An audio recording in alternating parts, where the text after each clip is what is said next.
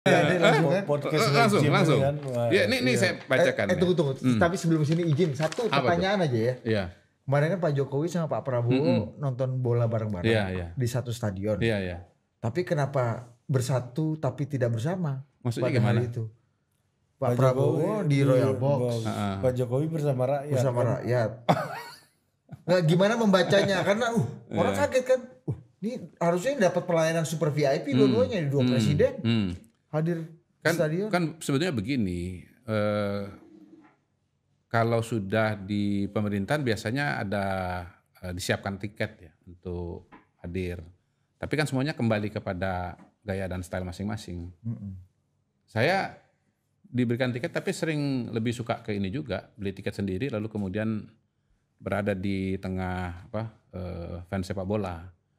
Karena memang mungkin penggemar sepak bola yang memang penggemar sepak bola sejati ya. Jadi nonton sepak bola itu memang mau nonton sepak bola gitu. Dan itu dengan keluarga, dengan saudara, dengan teman-teman gitu. Mungkin Kalau di jangan terlalu jangan dianalisa terlalu jauh lah. Iya, jangan menimbulkan perpecahan-perpecahan. Dan tafsir yang enggak. Karena di medsos aku bilang, Pak Jokowi santun banget, nggak mau ambil panggungnya presiden, makanya beliau bisa bersama begitu. masyarakat. Bisa begitu. Atau dibilang, ada lagi ngomong, Pak Jokowi kok masih pakai sirkus-sirkus yang lama sih, ya kan? Iya, kembali ya seperti yang saya bilang. Sebenarnya kadang-kadang hal-hal yang seperti itu sederhana aja. Kenapa nggak di Royal Box misalnya? Karena saya pengen dengan keluarga, pengen dengan teman-teman.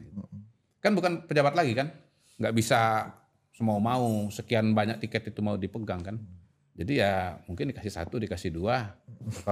Kalau saudaranya banyak, keluarga banyak ya lebih baik beli sendiri gitu. Ya, mungkin Pak Jokowi dikasih 2 tapi pas pampresnya 10 biji. Kemarin timnas gimana timnas?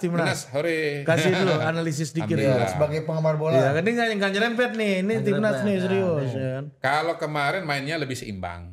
Kalau waktu di Australia itu kurang seimbang. Menyerangnya lebih berat, pertahanannya kurang. Walaupun harus ditambahkan juga, seandainya ya gol ya dari penalti atau dari sundulan mungkin ceritanya akan berbeda. Tapi di sisi yang lain juga memang pasti keseimbangan pada permainan di lawan Australia itu tidak sebaik pada saat lawan Bahrain. Karena betul-betul sebagian itu ketemu pada saat lawan Australia gitu. Tapi setelah lawan Bahrain mereka sudah sempat ketemu, sudah berinteraksi, sudah sempat latihan. Saya sih optimis ke depan kita pada saat lawan Cina juga akan baik ya. Pertama memang balik lagi nih cerita-cerita kita. Secara postur ini udah kompetitif kan gitu kan. Gitu. Nah, yang kedua mereka ini memiliki dasar-dasar sepak bola yang bagus. Yang ketiga, tinggal kita bicara strategi, tinggal bicara kerjasama. Nah, mau nggak mau harus diakui bahwa mereka ini berkumpul dan udah terbiasa dengan era zamannya STY. Jadi kira-kira pakem dasarnya itu jangan terlalu lari dari STY lah. Ya, pakem-pakem yang udah bisa kerjasama, orang-orang udah Rizky Ridho itu kan nggak ada kan pada pertandingan pertama kan, begitu pertandingan kedua kan lebih mantap kan, karena dia udah biasa dengan Jay, udah biasa dengan Justin gitu, Justin dan Jay juga udah biasa dengan Ridho. Pacul Romani ini gimana Pak ini? Oh keren. Pacul Romani. Ya salah satu. Pacul Halan kan. Pacul Romani. Salah satu yang memberikan harapan buat tim sepak bola kita adalah kelihatannya kali ini kita dapat striker yang tajam ya. Yang goal scorer. Pas kita kemarin nonton di sini ada abang gue ngomong gini, nah ternyata gue baru tahu ini missing link kita di sini. Itu udah pernah kita bahas kan? Udah pernah kita bahas juga. Kita bahwa striker kita itu nggak kurang produktif. Betul.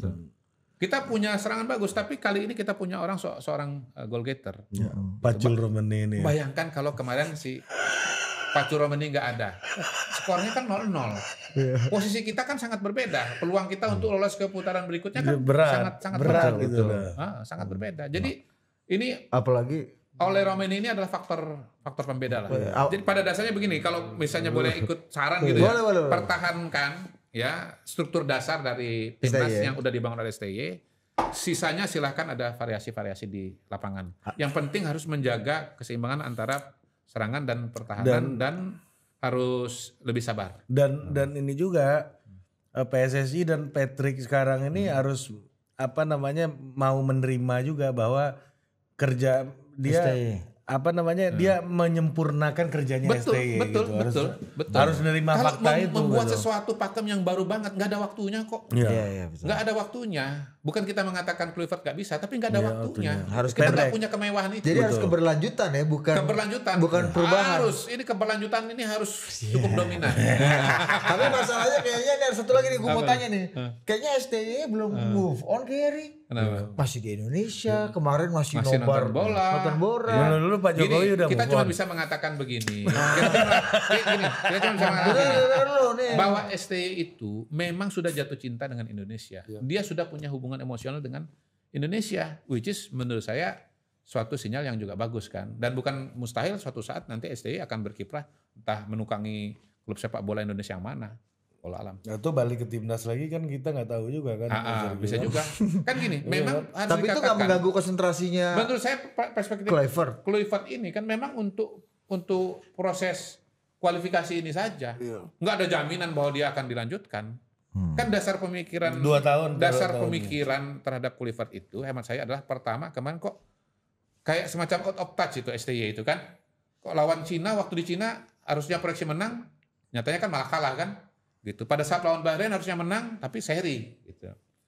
Terus ada satu pemikiran bahwa kita punya pemain ini Hindia Belanda kan gitu. Nah, berarti harus dicari yang komunikasinya bagus. Orang yang bisa bahasa Belanda dan itu adalah pelatih dari Belanda. Sebagai sebuah ikhtiar ini kita harus apresiasi. Namanya kan mencari sesuatu yang baru kan. Hanya orang gila yang berharap adanya perubahan dengan melakukan hal yang sama terus-menerus. Kan begitu kan? Iya. Jadi dalam konteks itu Pak Erick Thohir, Ketua PSSI telah melakukan sesuatu yang baru. Dia keluar dari pakem yang mengunci kegagalan itu. Tadi Coach Justin ngomong gini, Din. Kalau kalau STY dulu dapat Pacul Remene ini mungkin dia nggak nyerang, nggak bertahan juga mainnya. Gitu. Udah berubah lagi kawasannya. Iya. Udah berubah perspektif. Iya, yang Karena berubah setiap hari kan kita bertambah informasi, perspektif berkembang terus. Betul. Jadi wajar aja gitu berubah melihat kita yang SMA melihat dunia sama kita yang hari ini ngelihat dunia kan kesimpulannya Hemat beda. saya, Gitu. rekrutmen terhadap Ole Ramene itu artinya apa? PSSI itu udah sadar bahwa missing link-nya itu ada pada goal getter. Iya. Gitu loh. Makanya dicari seseorang yang bisa menjadi peran goal getter itu. Misalnya kalau di PS itu ST ini ya, ST. Tapi kita nggak butuh, belum butuh waktu itu dianggap bukan STY tapi ST yang kita butuhkan. Yang jelas ya dengan pertandingan kemarin kayaknya kita udah jejak gitu ya. Oh gini, Patrick Kluivert udah tahu nih ruang gerak dia itu seperti apa. Gua kalau terlalu ekstrim nggak bisa juga. Nggak bisa sama sekali, nggak ada punya kerangka. Nggak ada waktu. Nggak punya kerangka dia. Nggak punya kerangka. Gua harus pakai betul. kerangka yang ada. Harus aklimatisasi dulu kan. Terus gini, gua udah punya harapan di depan namanya Ole Ramene. Di belakang gua jangan coba-coba ganti Rizky Ridho nih. Pokoknya ini kartu as lah. Waktu kemarin tuh di Australia siapa sih bolongnya di mana sih waktu itu? Hilgers. Oh Hilgers. Kemarin nggak main ya Hilgers ya? Bayangkan ya kemarin itu kalau nggak ada Rizky Ridho, menurut gua hasilnya juga bisa beda. Betul, tuh. karena Seri, sundulan bahkan itu ya, dia sapu Martin sapuan, Pas ya. kemudian yang nyundul bola yang mau masuk itu. Jadi good. Apalagi yang paling kita happy adalah ketika kakak Kambuaya masuk kan ya. Kambuaya itu kan bukan kakak itu, Kaks. Kambuaya ya. Masuk mau paten banget.